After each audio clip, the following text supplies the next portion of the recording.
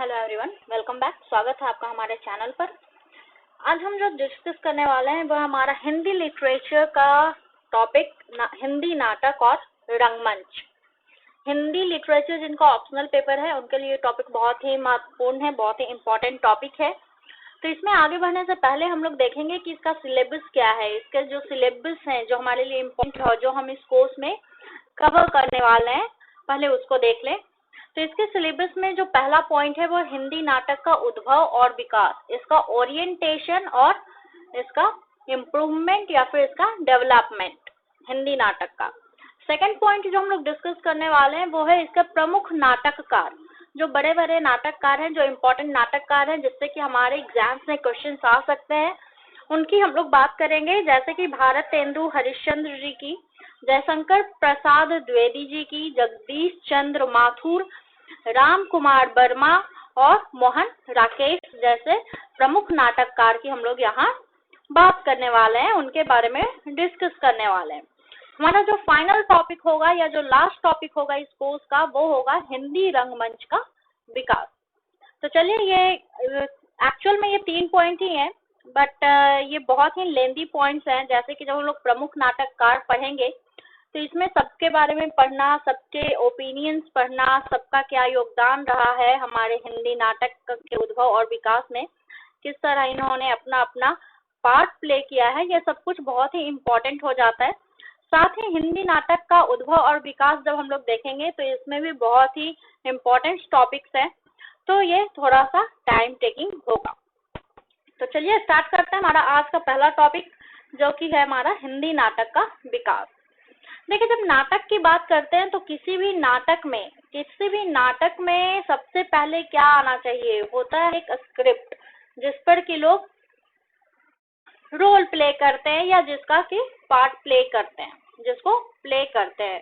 तो कोई भी नाटक का सबसे पहले होना चाहिए स्क्रिप्ट, उसके बाद उसके एक्टर्स, उसके बाद उनका रोल प्ले, है ना, उनका रोल, उसके बाद उस रोल का एग्जीक्यूशन, साथ साथ सिनेरियो। तो बहुत सारे कंपोनेंट्स होते हैं, बहुत सारे एलिमेंट्स होते हैं किसी भी नाटक में, जो कि नाटक की सफलता के लिए, उसके सक्सेस के लिए बहुत ही इम्पोर्टेंट होते हैं।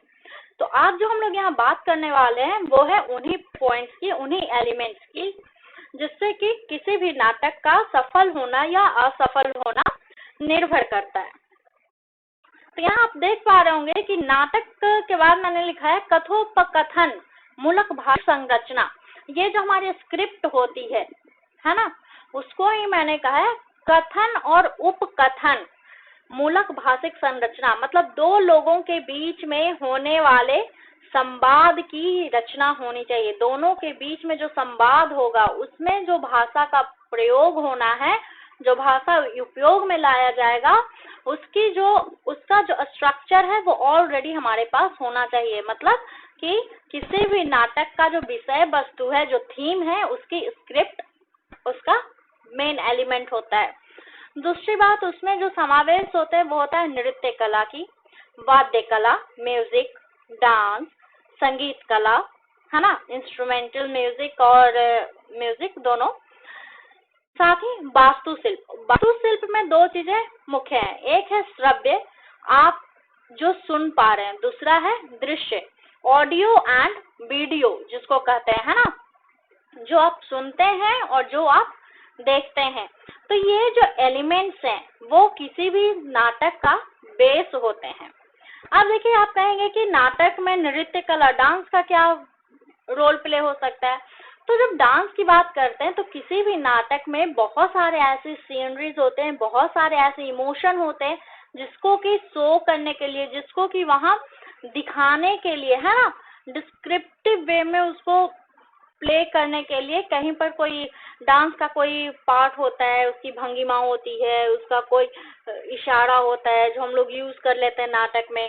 कहीं पे इंस्ट्रूमेंटल म्यूजिक, है ना, जैसे बहुत सैड टाइम चल रहा हो तो सैड म्यूजिक बैकग्राउंड में चलता रहता है, या अगर किसी तरह का कोई खुशी की बात हो, कहीं बच्चे का जन्म दिखाना हो तो बैकग्राउंड में शोहर चलता रहता है। तो उससे रिलेटेड या तो इंस्ट्रूमेंटल म्यूजिक या फिर कोई म्यूजिक, है ना, क्लासिकल म्यूजिक, या फिर किसी तरह का कोई डांस थ्रू हम लोग अपने इमोशन को, हम लोग अपने जो उस समय का जो फीलिंग होता है उसको थ्रो करते हैं, उसको अपने जो हमारे दर्शक होते हैं, जो ऑडियंस होते हैं, उनको समझाने की कोशिश करते हैं, उसके थ्रू अपने आप को जस्टिफाई करते हैं, है ना। हमारा जो सीन चल रहा होता है उसको जस्टिफाई करते हैं। अब देखिए, आप कहते हैं कि नाट्य वस्तु की संवेदना को कैसे आप समझ पाएंगे, उसका जो मर्म है ना, उसका जो कोर होता है, जो समरी आप कहते हैं, उसको आप कैसे समझ पाएंगे कि ये जो नाटक चल रहा है उसके इस सीन का इंटेंशन क्या है, उसका जो इमोशन है वो किस लेवल का है।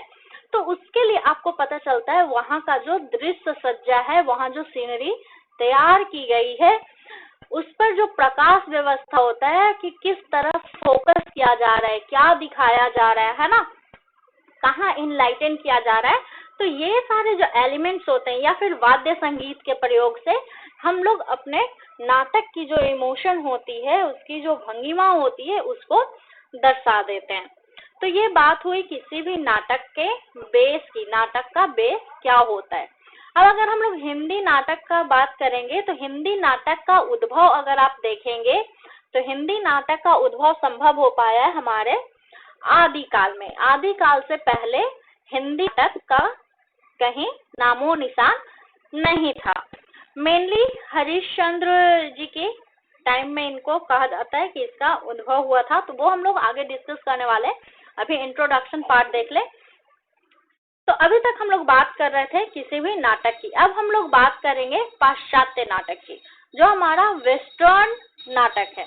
तो वेस्टर्न नाटक में क्या होता था कि वहाँ अंतर्द्वंद को दिखाया जाता था। अंतर्द्वंद की बात जब आती है तो क्या होता है कि जैसे कोई आदमी, एक ही आदमी का दो रोल वो एक साथ दिखा देते थे। आदमी अपने ही अंतरात्मा से बातें कर रहा है, मतलब माइंड और सोल के बीच का कन्वर्सेशन वहां दिखा देते थे। आदमी किस तरह से स्ट्रेन में है, कुछ कह नहीं पा रहा है, अपने इमोशन को वो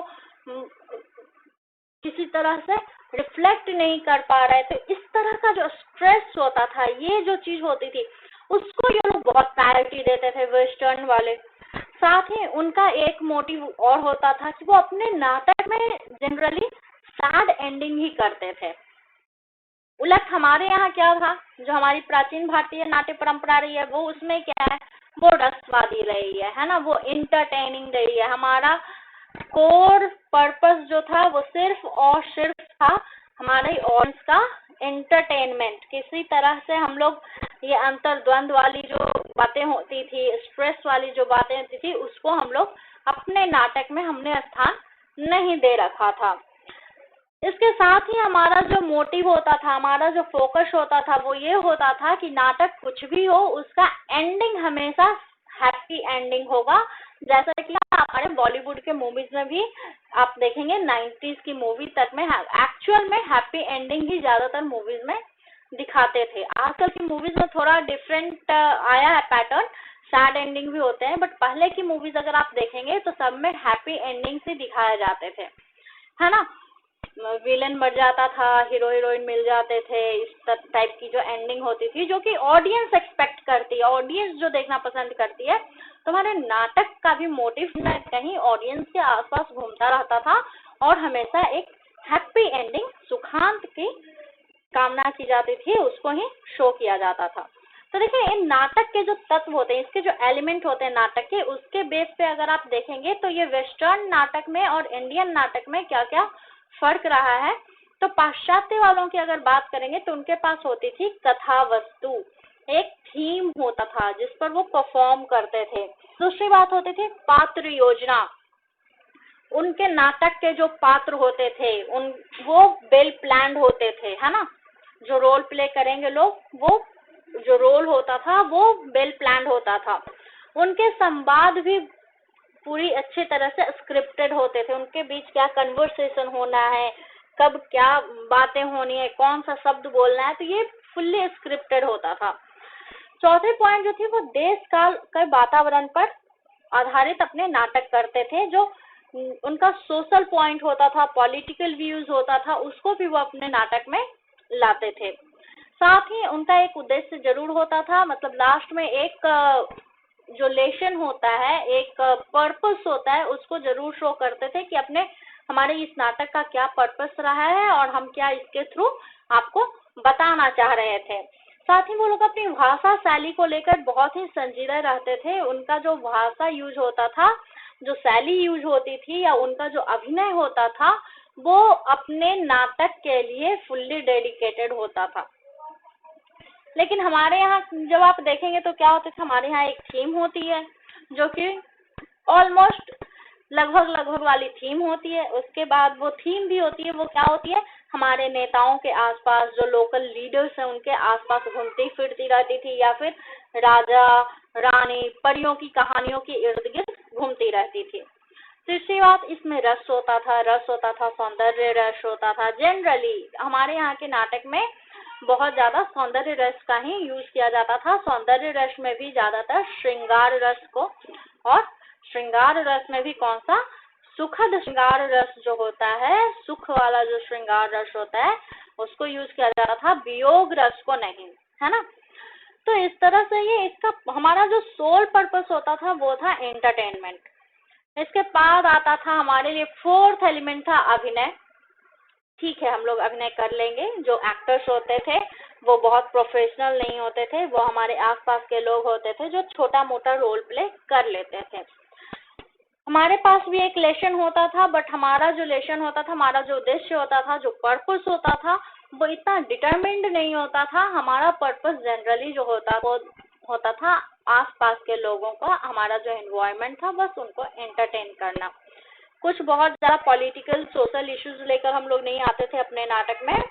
तो अगर आप देखेंगे तो हमारे यहाँ ज्यादातर कल्चरल नाटक, सबसे पहले जो हुआ था हमारा महाभारत, उसके बाद सबसे पहले रामायण, फिर महाभारत। तो इस तरह के रिलीजियस नाटक हमारे यहाँ, जो पौराणिक या धार्मिक मान्यताओं पर आधारित नाटक बहुत ज्यादा होते थे। दूसरी तरफ अगर आप वेस्टर्न नाटक की बात करेंगे तो हमारे पास था हैमलेट, इसके बाद आपका रोमियो जूलियट। तो इन सबको आप देखेंगे, जब आप रोमियो जूलियट को देखेंगे, हैमलेट को देखेंगे, तो आपको एहसास होगा कि ये जो नाटक हमारे पास आए थे, या फिर जो पारसी प्रेम संबंधों पर आधारित नाटक, जो अंग्रेजी नाटक आए थे हमारे बीच में, उनमें बहुत कुछ ऐसा था जो कि आधारहीन हो चुका था हमारे लिए, हमारे देश के लिए, या हमारा जो वातावरण था उसके लिए वो बहुत ही ज्यादा अभद्र था। तो उस समय जब शंकर प्रसाद द्विवेदी जी ने कोशिश की थी कि उसको एक शालीन रूप दिया जाए, एक सुंदर रूप दिया जाए नाटक को, और उन्हीं के इस प्रयास को आगे बढ़ाया था मोहन राकेश जी ने और उनके बाद आने वाले नाटककारों ने। तो ये अभी तक हमने डिस्कस किया कि हमारे नाटक के तत्व क्या क्या है। इसके आगे हमें डिस्कस करना है हिंदी नाट्य परंपरा। हमारी जो नाटक है, हमारे जो नाटक पद्धति है, उसकी क्या परंपरा रही है। तो एक्चुअल में हमारा जो हिंदी नाट्य परंपरा रहा है, इसका बहुत ही लंबा चौड़ा इतिहास है, और जो हमें बहुत अच्छे से जानना है, समझना है। उसके बाद हम लोग डिस्कस करेंगे कि कैसे यह कालांतर में आगे बढ़ा, कैसे इसका विकास हुआ, कैसे इसका इम्प्रूवमेंट हुआ, कैसे डेवलपमेंट हुआ। तो ये हम लोग डिस्कस करने वाले हैं हमारे अगले वीडियो में। तब तक के लिए आप जुड़े रहें हमसे, हमारे वीडियो को जरूर देखें, लाइक करें, शेयर करें और कमेंट करना ना भूलें।